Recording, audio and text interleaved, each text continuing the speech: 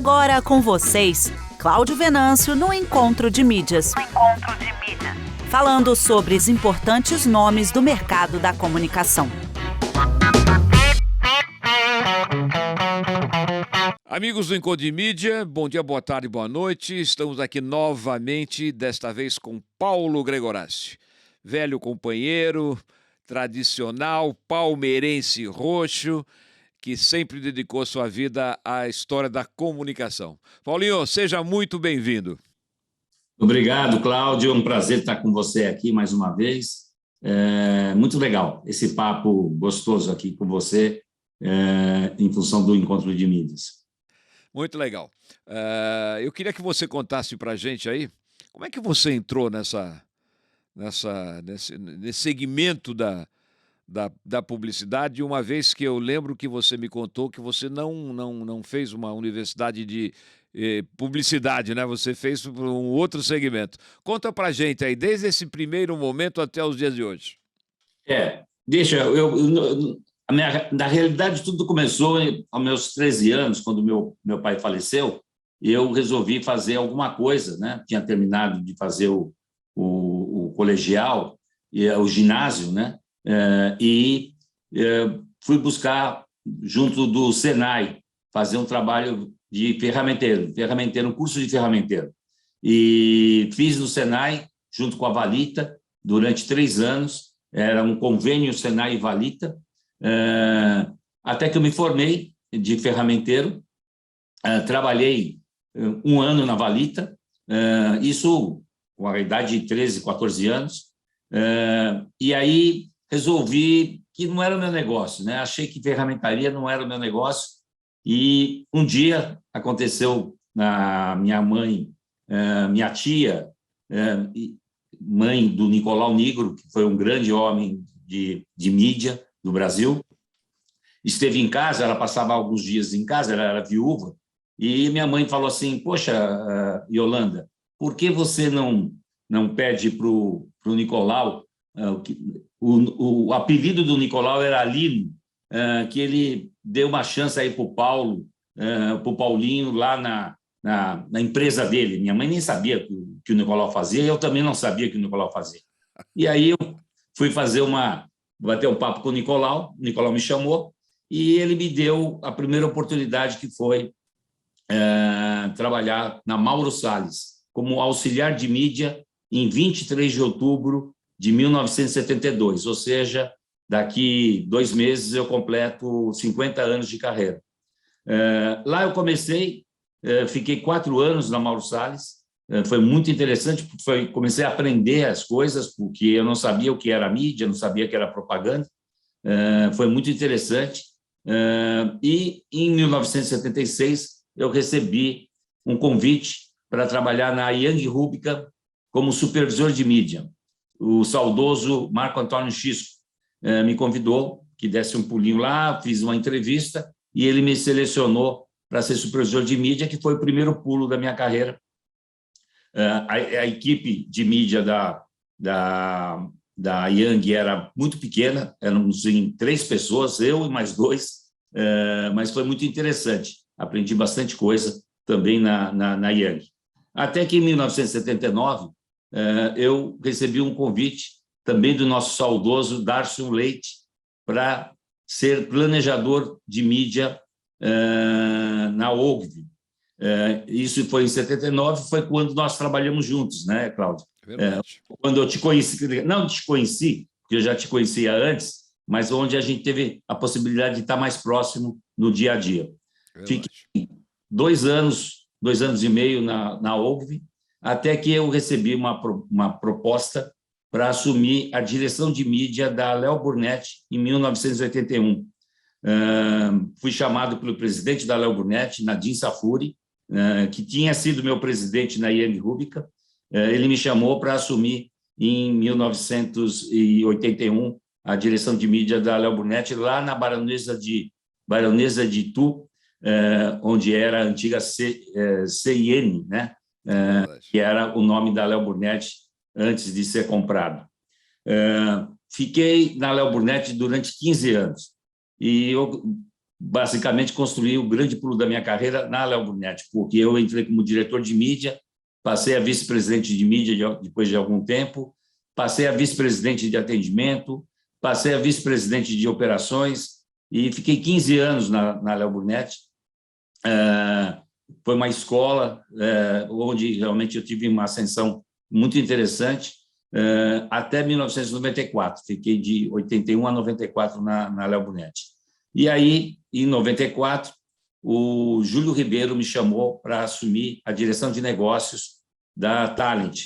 E eu achei, naquele momento, que seria importante ir para uma agência nacional, e a Talent estava num momento interessante no mercado.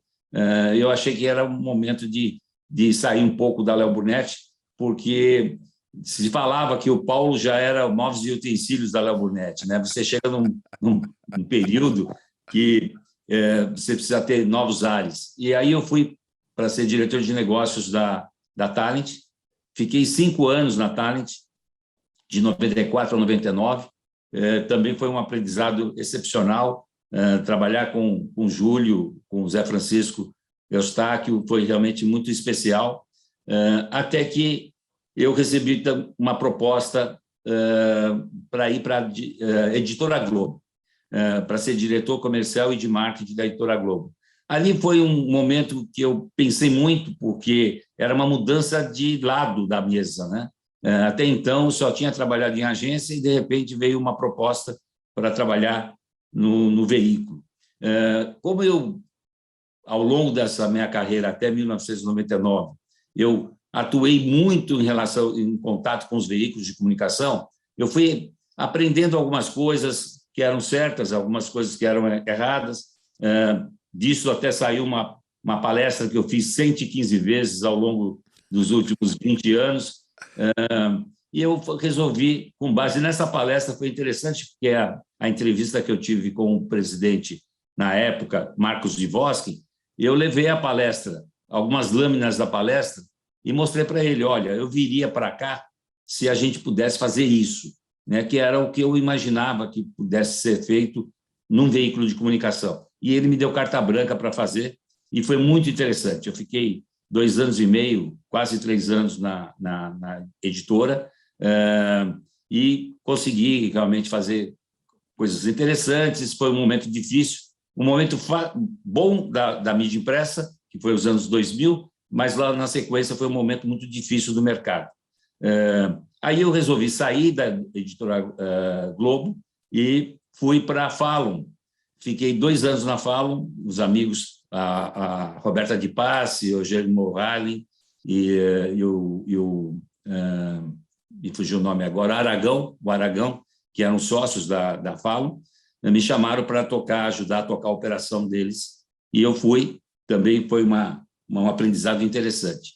Até que pintou, em 2005, uma proposta da W Brasil, na época, para assumir a direção de negócios da W Brasil, e eu ali foi muito marcante, porque foi uma mudança interessante para uma agência que tinha uma imagem muito positiva no mercado, uma agência em crescimento, mas eu fui num momento que a agência estava com alguns problemas, tinha perdido o Unibanco e tal, e eu achei que era um desafio interessante de poder estar junto com o Washington. E aí fui como diretor de negócios para a W.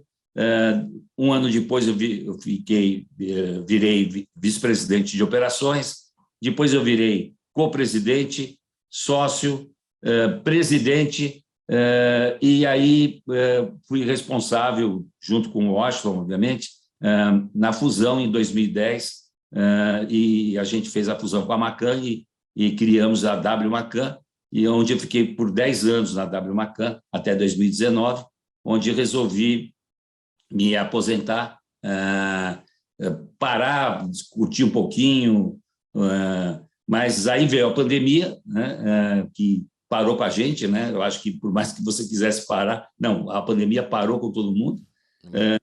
E aí eu resolvi, um pouco da saída da pandemia, voltar a me ocupar, estar com alguns amigos, estar no mercado, e comecei a prestar algumas consultorias, e hoje eu estou desenvolvendo a área de negócios da Good Brands, os amigos que eu tenho lá, Israel, o Furriel, a Cleide, o Genistret, e a gente tem feito aí um trabalho interessante, e é isso, um pouco, os 50 anos está contado em 5 minutos.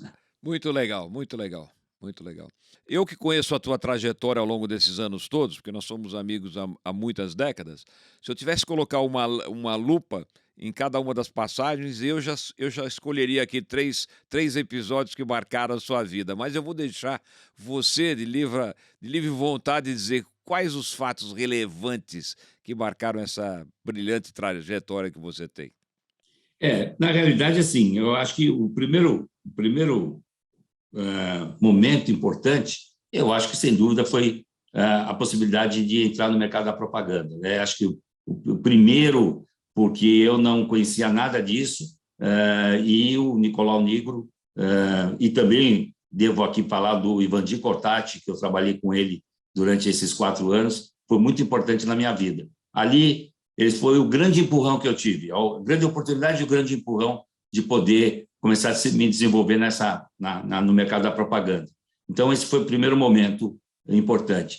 O segundo, eu acho que foi o salto que eu dei em 1981, quando eu fui para a Léo Burnett, porque talvez eu tenha sido, não sei ao certo, o diretor de mídia mais jovem de uma multinacional, porque com 24, 25 anos, eu assumi a direção de mídia, foi a oportunidade que o Nadim Safuri, saudoso Nadim Safuri, me deu de poder trilhar e ascender a esse mercado. E aí eu fiquei 15 anos lá, porque fiz uma carreira saindo de diretor, chegando a praticamente o braço direito do presidente na época, na Léo Burnett. E o terceiro momento, sem dúvida, foi em 2005, quando eu fui para a W Brasil, né? Eu fui sem nenhuma pretensão, fui através de um desafio de ir para uma agência num momento de mudanças, assumir o cargo de diretor de negócios. Nunca tive na minha cabeça muito apego a cargos, mas fui para ser diretor de negócios porque eu vi que tinha uma grande oportunidade numa agência ícone do mercado que eu pudesse desenvolver o meu trabalho. E tive, ao longo de 5 anos lá, também uma ascensão, chegando a presidente da agência, a sócio da agência, e o destino fez com que caísse no meu colo essa oportunidade de fazer, provavelmente, a maior fusão de 2 agências totalmente diferenciadas, uma da outra, e a gente conseguiu fazer só com crescimento, né? A gente fez essa fusão, os resultados, a gente somou 6 com 3 e virou 12, né? Normalmente, as fusões que aconteceram no Brasil de agências, você somava 6 com 3, virava uma agência 5, porque tinha perdas de conta, tinha filosofias de agências diferentes, era muito complicado. E a gente conseguiu fazer isso. E foi uma experiência muito importante para mim, porque eu pude, junto com o Washington, desenvolver toda essa fusão, a negociação que durou mais de 9 meses, essa discussão. Então, foi o grande salto, né? Se pegasse esses 3 pontos, foi o primeiro momento, quando comecei, quando eu tive um salto importante na Léo Burnett, onde fiquei 15 anos, e depois a possibilidade de ter ido para a W e poder ter feito esse trabalho excelente que aconteceu ao longo de 10 anos com a W Macan. Muito legal mesmo essa trajetória. A semana passada, quando eu liguei para você, você disse que estava no meio de um planejamento de Piracanjuba. Eu queria que você falasse para mim, que eu já não sei mais fazer planejamento de mídia, como é que é fazer um planejamento de mídia hoje? Isso mudou, né? Mudou totalmente da nossa época, né, Cláudio? Quando a gente trabalhou em 79 com planejadores na OGV, nós tínhamos todo uns pontos de trabalho interessante, né? Mas era muito didático todo o trabalho que a gente desenvolveu naquele momento. Hoje, você fazer um planejamento de mídia, e aí, obviamente, que a gente estava trabalhando no planejamento de comunicação da empresa, mas no planejamento de mídia hoje você tem que estar muito interligado com informações, com tecnologia, com dados. É fundamental isso, né? Na época era também assim, há 20 anos atrás era assim, mas era menos informação, você tinha muito mais pontos de vista que você colocava no seu ponto de vista, feeling, tinha muito de feeling também. E hoje você, através das ferramentas que existem, de você analisar o mercado consumidor, de você analisar a jornada do consumidor, te permite ser muito mais assertivo nas suas decisões, né? Hoje os números hoje eles são mais concretos que eram no passado. Então hoje ficou mais fácil por um ponto de vista e ficou muito mais difícil no outro ponto de vista, porque a mídia se pulverizou de uma certa forma com a entrada do digital, que hoje você tem N opções, você tem milhares de opções, e você tem que analisar cada uma delas, porque você tem que ser cada vez mais assertivo.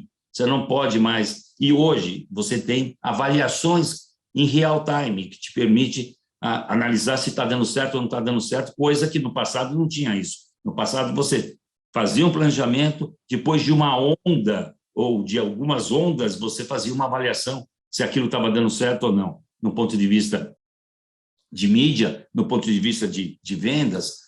Hoje não, hoje você tem mecanismos que permite que você tenha essa avaliação em real time.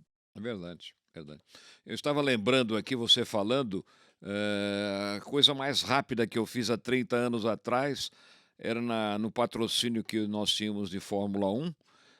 A corrida acontecia no domingo e na segunda-feira a gente mandava um relatório para a Brahma com as audiências. Era uma coisa brilhante. Exatamente. 24 horas já ter a audiência nas mãos. E hoje eu vejo hoje que em real time as pessoas têm absolutamente tudo, né? Tudo que você quer está acontecendo ali. Bom, quero agradecer muito ao Paulo Gregorassi, meu amigo. Um prazer muito grande falar com você.